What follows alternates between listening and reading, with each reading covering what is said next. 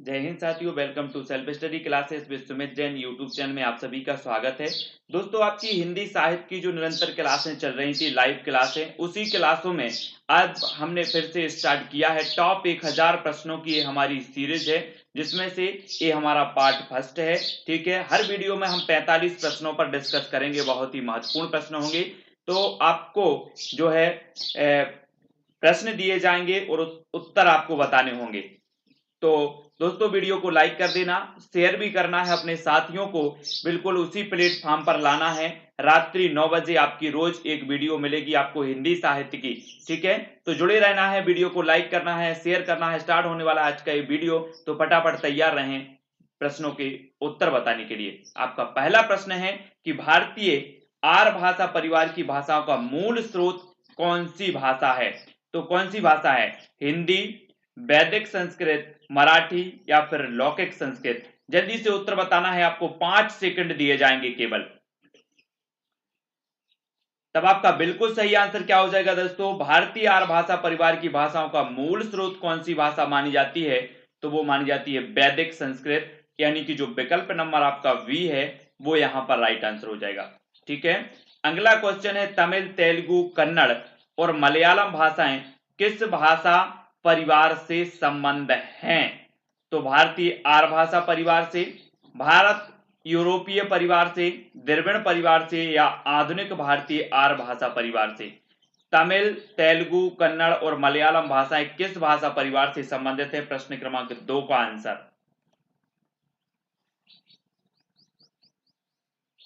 तब आपका बिल्कुल राइट आंसर क्या हो जाएगा दोस्तों? प्रश्न क्रमांक 2 का हो जाएगा द्रविड़ परिवार से। विकल्प नंबर जो सा है वो आपका बिल्कुल सही होगा।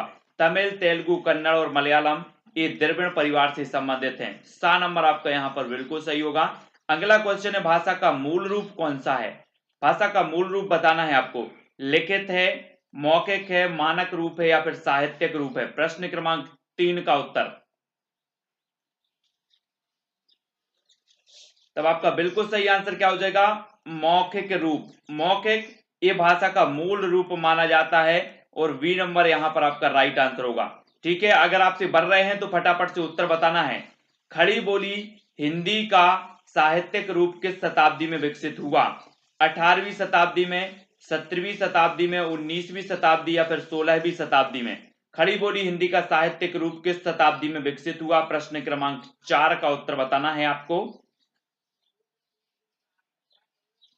तब आपको पता होनी चाहिए कि खड़ी बोली हिंदी का जो साहित्यिक रूप विकसित हुआ वो हुआ दोस्तों 19वीं शताब्दी। 19वीं यानी कि जो विकल्प नंबर आपका सा है वो आपका सी नंबर बिल्कुल यहां पर सही हो जाएगा। ठीक है, अगला क्वेश्चन है हिंदी को भारतीय संविधान में संघ की राजभाषा के रूप में कब मान्यता मिली? 4 विकल्प हैं आपके सामने। 14 सितंबर 1949, 14 सितंबर 1948, 14 सितंबर 1953 या फिर 14 सितंबर 1950? हिंदी को भारतीय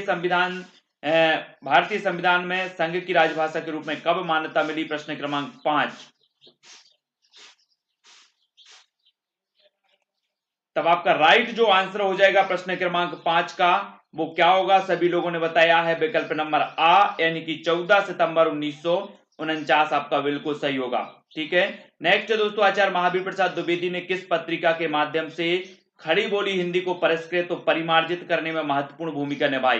तो आचार्य महावीर प्रसाद द्विवेदी ने बताना है चांद, सुधा, सरस्वती या फिर प्रताप? आचार्य महावीर प्रसाद द्विवेदी ने किस पत्रिका के माध्यम से खड़ी बोली हिंदी को परिष्कृत और परिमार्जित करने में महत्वपूर्ण भूमिका निभाई है? तो प्रश्न क्रमांक 6 का आंसर जो आपका हो जाएगा वो क्या हो जाएगा? वो हो जाएगा दोस्तों विकल्प नंबर सा, यानी कि सरस्वती पत्रिका के माध्यम से, है ना। 1903 में सरस्वती पत्रिका के संपादक बने थे कौन? महावीर प्रसाद द्विवेदी। और इन्होंने इस पत्रिका के माध्यम से खड़ी बोली को परिष्कृत और परिमार्जित करने में महत्वपूर्ण भूमिका निभाई। तो याद रख लेना। अगला क्वेश्चन, उत्तर भारत की खड़ी बोली हिंदी दक्षिण में किस रूप में विकसित हुई? उत्तर भारत की खड़ी बोली हिंदी दक्षिण में किस रूप में विकसित हुई? द्रविड़ हिंदी, दक्कनी हिंदी, दक्कनी उर्दू या फिर परिनिष्ठित हिंदी? किस रूप में विकसित हुई? प्रश्न क्रमांक 7 का आंसर बताना है हमें। तब सभी लोगों ने जो उत्तर बताया है प्रश्न क्रमांक 7 का, वो बताया है दक्कनी हिंदी, यानी कि जो विकल्प नंबर आपका बी है वो बिल्कुल यहां पर राइट आंसर होगा। अगले क्वेश्चन की ओर बढ़ते हैं। मध्यकाल में राजकाज की भाषा के रूप में किस भाषा को मान्यता मिली? मध्यकाल में बताना है आपको, हिंदी को, उर्दू को, फारसी या फिर अरबी को। मध्यकाल में राजकाज की भाषा के रूप में किस भाषा को मान्यता मिली? प्रश्न क्रमांक 8। तब प्रश्न क्रमांक 8 का उत्तर आपका क्या हो जाएगा? फारसी। फारसी यानी कि सी नंबर आपका बिल्कुल राइट आंसर होगा। ठीक है, अगले क्वेश्चन की ओर बढ़ते हैं। संविधान के किस अनुच्छेद के अनुसार संघ की राजभाषा हिंदी और लिपि देवनागरी है? तो किसके अनुसार? अनुच्छेद 343, अनुच्छेद 346, अनुच्छेद 344 या अनुच्छेद 342? किसके अनुसार जो है संघ की राजभाषा हिंदी और लिपि देवनागरी है? तब 4 विकल्प के माध्यम से प्रश्न क्रमांक 9 का जो उत्तर आपने बताया है वो क्या बताया दोस्तों? विकल्प नंबर ए, यानी कि अनुच्छेद 343 के तहत। अगला क्वेश्चन देख लेते हैं। अगला जो अपना क्वेश्चन है कि ब्रजभाषा और अवधि किस काल की काव्य भाषाएं थी? तो किस काल की थी? प्राचीन, मध्यकाल, आधुनिक काल या फिर वैदिक काल की? ब्रजभाषा और अवधि एक किस काल की काव्य भाषाएं मानी जाती हैं? प्रश्न क्रमांक 10। तब आपका बिल्कुल 10 का जो उत्तर हो जाएगा वो क्या हो जाएगा? मध्यकाल। मध्यकाल यानी कि जो विकल्प नंबर आपका बी है वो यहां पर बिल्कुल सही हो जाएगा।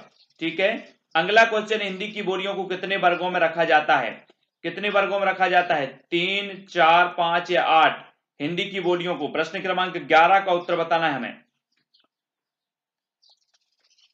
तब आपका जो बिल्कुल सही आंसर होगा, हिंदी की बोलियों को कितने वर्गों में रखा जाता है? तो वो रखा जाता है 5 वर्गों में, यानी कि जो विकल्प नंबर आपका सी है वो बिल्कुल यहां पर सही होगा। बुंदेली और कन्नौजी बोली हिंदी के किस उपभाषा वर्ग की बोलियां हैं? तो किस उपभाषा वर्ग की बोलियां हैं? पूर्वी हिंदी, पश्चिमी हिंदी, राजस्थानी हिंदी या फिर पहाड़ी हिंदी? बुंदेली और कन्नौजी बताना है आपको। प्रश्न क्रमांक 12 का उत्तर। तब आपका बिल्कुल सही आंसर क्या हो जाएगा? पश्चिमी हिंदी, यानी कि जो विकल्प नंबर आपका वी है पश्चिमी हिंदी राइट आंसर होगा। ठीक है, नेक्स्ट बात करेंगे। नेक्स्ट जो हमारा प्रश्न है कि आधुनिक भारतीय आर्य भाषाओं का विकास किससे हुआ? आधुनिक भारतीय आर्य भाषाओं का विकास किससे हुआ? संस्कृत से, हिंदी से, अपभ्रंश से या फिर पाली प्राकृत से? किससे हुआ? प्रश्न क्रमांक 13। तो आधुनिक भारतीय आर्य भाषाओं का जो विकास हुआ वो हुआ है अपभ्रंश। अपभ्रंश यानी कि जो विकल्प नंबर सा है वो बिल्कुल यहां पर राइट आंसर होगा। अगला क्वेश्चन है, भोजपुरी मूलतः किस प्रदेश की बोली है? राजस्थान, बिहार, मध्य प्रदेश या फिर उत्तर प्रदेश? भोजपुरी बताना है किस प्रदेश की जो है बोली मानी जाती है? प्रश्न क्रमांक 14, और 14 का राइट आंसर आपका हो जाएगा बिहार। भोजपुरी मूलतः जो मानी जाती है वो बिहार की मानी जाती है। उत्तर प्रदेश में भी बोली जाती है लेकिन मूलतः बिहार की मानी जाती है। ठीक है, अगला क्वेश्चन है, मानक हिंदी का विकास किस बोली से हुआ? मानक हिंदी का बताना है आपको। खड़ी बोली हिंदी से, ब्रजभाषा से, अवधी से या फिर वांगरू से? मानक हिंदी का विकास किस बोली से हुआ? प्रश्न क्रमांक 15। तब आपका बिल्कुल सही आंसर होगा खड़ी बोली हिंदी से। ठीक है, आ नंबर आपका राइट आंसर होगा, खड़ी बोली हिंदी से। अगला क्वेश्चन देख लो, भाषा के संदर्भ में अशुद्ध तथ्य कौन सा है? अशुद्ध तथ्य बताना है।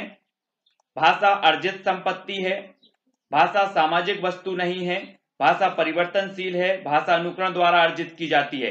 तो प्रश्न क्रमांक 16 का उत्तर, भाषा के संदर्भ में अशुद्ध तथ्य कौन सा है?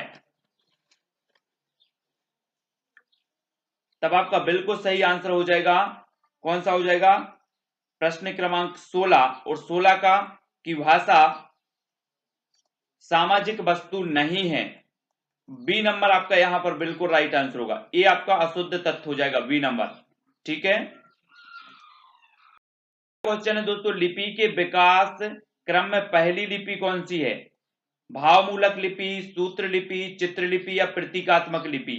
लिपि के विकास क्रम में पहली लिपि आपको बताना है। प्रश्न क्रमांक 17। तब आपका बिल्कुल सही आंसर क्या हो जाएगा? चित्रलिपि, यानी कि जो सा नंबर है वो यहां पर राइट आंसर होगा। ठीक है, अगला है, मैथिल कोकिल किसे कहा जाता है? मैथिल कोकिल बताना है आपको। विद्यापति, बिहारी, कलेक्टर्स हैं केसरी या फिर घनानंद को। तो सभी लोगों को पता है प्रश्न क्रमांक 18 का आंसर, और राइट जो आंसर हो जाएगा आपका वो क्या हो जाएगा, विद्यापति, यानी कि जो विकल्प नंबर ए है वो बिल्कुल सही होगा। ठीक है। कृष्ण काव्य की अपार संपदा किस भाषा में है? कृष्ण काव्य की अपार संपदा किस भाषा में है? अवधी, व्रजभाषा, खड़ी बोली या फिर मैथिली में? प्रश्न क्रमांक 19 का कृष्ण काव्य की अपार संपदा किस भाषा में है? तो 19 का आपका बिल्कुल सही आंसर होगा व्रज भाषा, है ना, ब्रज भाषा, यानी कि जो बी नंबर है वो यहां पर राइट होगा। अगला क्वेश्चन बताना है, ब्रज भाषा, खड़ी बोली, हरियाणवी, बुंदेली और कन्नौजी बोलियां हिंदी की बोलियों के किस वर्ग की हैं? किस वर्ग की हैं? पूर्वी हिंदी की हैं, पश्चिमी हिंदी की हैं, राजस्थानी की या फिर पहाड़ी की? कौन कौन सी? ब्रज भाषा, खड़ी बोली, हरियाणवी, बुंदेली और कन्नौजी, है ना। कानों की खड़ी बुंदेली, ब्रज भान हरि के पास। तो कानों से कन्नौजी, कानों के खड़ी तो खड़ी बोली, है ना, बुंदेली से बुंदेली, ब्रजभान तो ब्रजभाषा और हरि के पास तो हरियाणवी। ये पश्चिमी हिंदी की बोली मानी जाती है। पश्चिमी हिंदी का कोड मैंने आपको बताया था कि कानों के खड़ी बुंदेली, ब्रजभान हरि के पास, तो है ना, ये कोड याद कर लेना। और अगला जो अपना प्रश्न है वो कौन सा है? वो है, मुगल काल में हिंदी भाषा पर प्रभाव डालने वाली जो भाषा थी वो कौन सी भाषा है मुगल काल में? फारसी, अंग्रेजी, चीनी या फिर जापानी? कौन सी भाषा है मुगल काल में हिंदी भाषा पर प्रभाव डालने वाली भाषा, हमें बतानी है।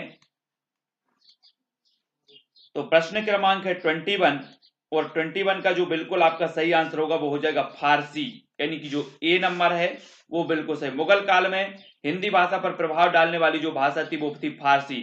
ठीक है, देख लेते हैं अगला प्रश्न। अगला प्रश्न है दोस्तों, इन लिपियों में कौन सी लिपि पहले उर्दू लिपि की भांति दाएं से बाएं लिखी जाती थी? तो कौन सी लिपि लिखी जाती थी? ब्राह्मी लिपि, खरोष्टी, चित्रलिपि या फिर सूत्र लिपि? निम्नलिखित लिपियों में से बताना है कौन सी लिपि पहले उर्दू लिपि की भांति दाएं से बाएं लिखी जाती थी। प्रश्न क्रमांक 22 का उत्तर हमें बताना है, और राइट आंसर आपका हो जाएगा, क्या हो जाएगा, जल्दी से अगर आपसे बनता है तो कमेंट में लिखा करें, और उत्तर होगा खरोष्टी लिपि, यानी कि जो बी नंबर है वो आपका यहां पर बिल्कुल सही होगा। अगला है, देवनागरी लिपि में हिंदी के अतिरिक्त कौन सी भाषा लिखी जाती है? तमिल, बांग्ला, पंजाबी या फिर मराठी? तो देवनागरी लिपि में हिंदी के अतिरिक्त कौन सी भाषा लिखी जाती है? प्रश्न क्रमांक 23, और राइट आंसर आपका क्या हो जाएगा? मराठी, यानी कि जो डी नंबर है वो यहां पर बिल्कुल सही होगा। मेवाती और हाड़ौती बोलियां हिंदी में किस वर्ग की बोलियां हैं? मेवाती और हाड़ौती पहाड़ी हिंदी वर्ग की, राजस्थानी, बिहारी या फिर पश्चिमी हिंदी की? प्रश्न क्रमांक 24, मेवाती और हाड़ौती बोलियां हिंदी में किस वर्ग की बोलियां हैं? तो 24 का आपका उत्तर होगा राजस्थानी, यानी कि जो विकल्प नंबर आपका बी है वो बिल्कुल यहां पर राइट आंसर होगा। अगला क्वेश्चन है, अधिकतर भारतीय भाषाओं की लिपियों का विकास किस प्राचीन लिपि से हुआ? ब्राह्मी लिपि से, खरोष्टी लिपि से, कुटिल लिपि से या शारदा लिपि से? अधिकतर भारतीय भाषाओं की लिपियों का विकास किस प्राचीन लिपि से हुआ है? प्रश्न क्रमांक 25 का उत्तर आपको बताना है। वीडियो को लाइक जरूर कर लेना है। ठीक है, इंस्टाग्राम में जुड़ने के लिए आप इंस्टाग्राम में Sumit Jain self study classes search करेंगे, फेसबुक में जुड़ने के लिए सुमित जैन सर्च करेंगे, टेलीग्राम में जुड़ने के लिए IAS स्टडी ट्रिक सर्च करेंगे और ज्वाइन हो जाएंगे, है ना। तो अधिकतर भारतीय भाषाओं की लिपियों का विकास किस प्राचीन लिपि से हुआ है? तब 25 का बिल्कुल सही आंसर होगा ब्राह्मी लिपि, यानी कि जो ए नंबर है वो बिल्कुल यहां पर राइट होगा। अगला है, इनमें से हिंदीतर भाषी राज्य कौन सा है?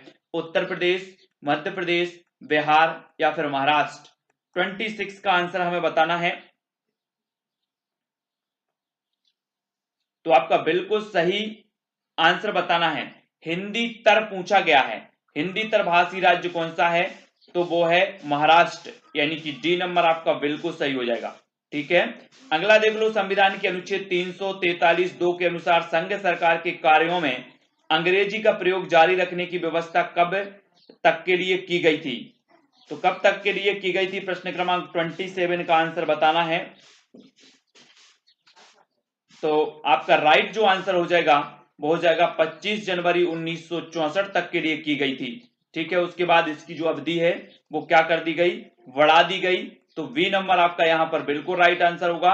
हिंदी में किस भाषा के अर्थ से पहले साधु भाषा, टकसाली भाषा तथा परिनिष्ठित भाषा का प्रयोग होता है? ब्रज भाषा, खड़ी बोली, मानक भाषा या फिर जन भाषा? हिंदी में किस भाषा के अर्थ में पहले साधु भाषा, टकसाली भाषा तथा परिनिष्ठित भाषा का प्रयोग होता है? प्रश्न क्रमांक 28। तो आपका राइट जो आंसर हो जाएगा आपको कमेंट में लिखना है, बिल्कुल सही आंसर होगा मानक भाषा। सा नंबर आपका सही हो जाएगा यहां पर।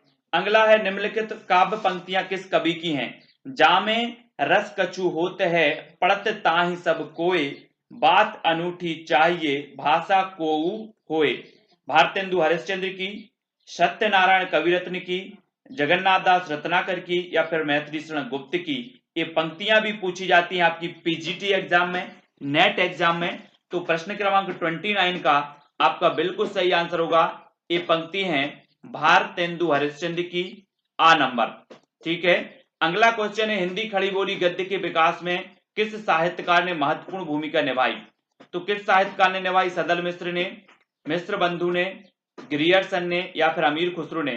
प्रश्न क्रमांक 30, हिंदी खड़ी बोली गद्य के विकास में किस साहित्यकार ने महत्वपूर्ण भूमिका निभाई है? तब आपका बिल्कुल सही आंसर होगा किसने? सदल मिश्र, यानी कि जो आ नंबर है वो बिल्कुल सही हो जाएगा। अगला क्वेश्चन है पाणिनि ने किस ग्रंथ के द्वारा भाषा को एक रूपता देने का प्रयास किया? तो पाणिनि ने किस ग्रंथ के द्वारा भाषा को एक रूपता देने का प्रयास किया है? अष्टाध्यायी, महाभास, योग वासिष्ठ या फिर बृहस्पति नीतिसार? तब आपका बिल्कुल सही आंसर होगा दोस्तों अष्टाध्यायी, यानी कि जो ए नंबर है वो बिल्कुल सही है। ठीक है। अगला है पुरानी हिंदी को किस भाषा का समानार्थक माना जाता है? प्राकृत का, अपभ्रंश का, पाली या फिर लौकिक संस्कृत का? पुरानी हिंदी को किस भाषा का समानार्थक माना जाता है? प्रश्न क्रमांक 32। और आपका बिल्कुल सही आंसर होगा अपभ्रंश, यानी बी नंबर आपका सही हो जाएगा यहां पर। नेक्स्ट है पश्चिमी हिंदी का उद्भव किस अपभ्रंश से हुआ? स्वर सैनी से, मागधी से, अर्धमागधी या फिर पैसाची से? पश्चिमी हिंदी का उद्भव किस अपभ्रंश से हुआ है? तब आपका बिल्कुल सही आंसर क्या हो जाएगा? प्रश्न क्रमांक 33 का आंसर, और आपने बताया है स्वर सैनी अपभ्रंश, यानी कि जो ए नंबर है वो बिल्कुल राइट होगा। नेक्स्ट पूर्वी हिंदी की बोलियां अपभ्रंश के किस रूप से विकसित हुई? मागधी से, अर्धमागधी से, स्वर सैनी से या फिर पैसाची से? पूर्वी हिंदी की बोलियां अपभ्रंश के किस रूप से विकसित हुई हैं? प्रश्न क्रमांक 34। और आपका बिल्कुल सही आंसर क्या होगा? अर्धमागधी, यानी कि जो विकल्प नंबर आपका बी है वो बिल्कुल सही होगा। ठीक है। अगला क्वेश्चन देख लेते, भाषा विज्ञान के किस खंड में पद से वाक्य बनाने की प्रक्रिया का वर्णनात्मक, तुलनात्मक तथा ऐतिहासिक दृष्टि से अध्ययन होता है? तो पद विज्ञान, ध्वनि विज्ञान, वाक्य विज्ञान या फिर अर्थ विज्ञान? भाषा विज्ञान की किस खंड में बताना है आपको? 35 का आंसर। और आपका बिल्कुल राइट आंसर क्या होगा? उत्तर हो जाएगा दोस्तों वाक्य विज्ञान, यानी कि जो सा नंबर है वो बिल्कुल सही होगा। नेक्स्ट पाली प्राकृत भाषाएं किससे विकसित हुई?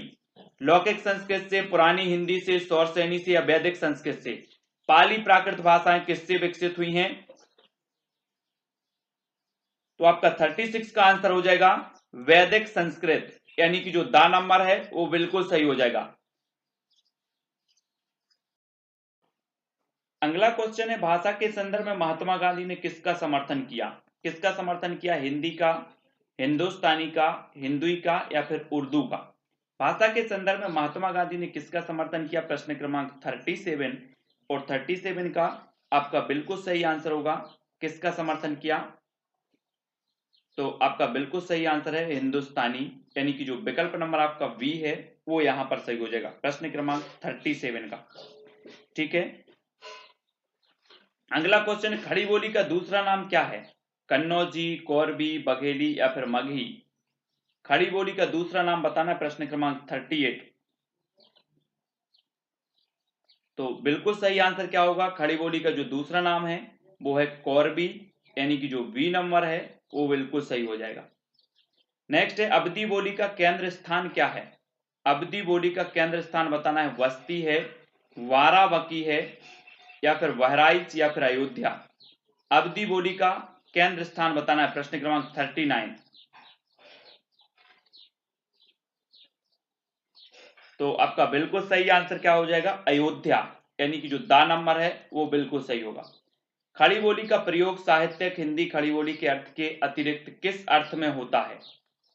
शुद्ध के अर्थ में, दिल्ली मेरठ के आसपास की लोक बोली के अर्थ में, लोक साहित्य की भाषा के अर्थ में, लोक गीतों की भाषा के अर्थ में। तो खड़ी बोली का प्रयोग साहित्यिक हिंदी खड़ी बोली के अर्थ के अतिरिक्त किस अर्थ में होता है? प्रश्न क्रमांक 40।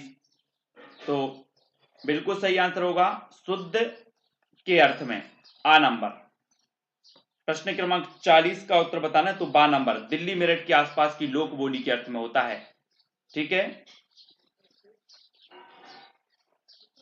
अर्थ के अतिरिक्त बताना है, खड़ी बोली के अर्थ के अतिरिक्त किस में होता है? तो ये होता है दिल्ली मेरठ के आसपास की लोक बोली के अर्थ में, बा नंबर। ठीक है, अगला है अपभ्रंश को पुरानी हिंदी कहने वाला प्रथम लेखक कौन था? पुरानी हिंदी, चंद्रधर शर्मा गुलेरी, रामचंद्र शुक्ल, जॉर्ज ग्रियर्सन, या शिवसेन सेंगर। 41 का आंसर यहां पर बताना है। अपभ्रंश को पुरानी हिंदी कहने वाला जो प्रथम लेखक था वो कौन था? तो वो था चंद्रधर शर्मा गुलेरी, यानी कि जो आ नंबर है वो बिल्कुल सही हो जाएगा यहां पर। नेक्स्ट है दोस्तों, अपभ्रंश के प्रथम महाकवि कौन थे? 42 का आंसर। तो राइट आंसर आपका क्या होगा? अपभ्रंश के प्रथम महाकवि माने जाते हैं स्वयंभू, यानी कि जो बी नंबर है वो बिल्कुल सही हो जाएगा यहां पर। अगला है राजभाषा अधिनियम कब पारित किया गया? 1963, 61, 64 या फिर 62? तब आपका बिल्कुल सही आंसर होगा 1963, आ नंबर। ठीक है, नेक्स्ट दोस्तों, राजभाषा अधिनियम में संशोधन कब हुआ? 44 का आंसर बताना है यहां पर। तब आपका बिल्कुल सही आंसर होगा 1967 में। ठीक है, राजभाषा अधिनियम में संशोधन हुआ 1967। नेक्स्ट है, सन 1955 में राष्ट्रपति ने जिस राजभाषा आयोग की नियुक्ति की उसमें कितने सदस्य थे? 5, 11, 21 या फिर 7? 45 का आंसर बताना है।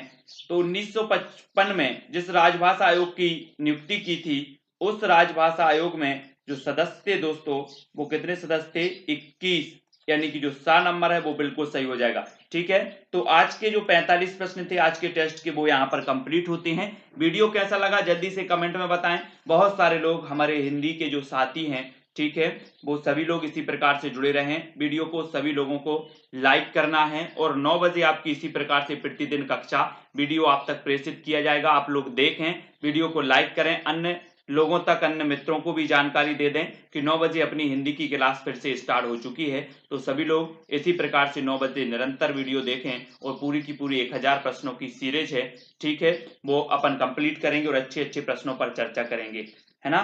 वीडियो को लाइक और शेयर अवश्य करें दोस्तों, वीडियो को शेयर करें। आज के वीडियो के लिए बस इतना ही। जय हिंद।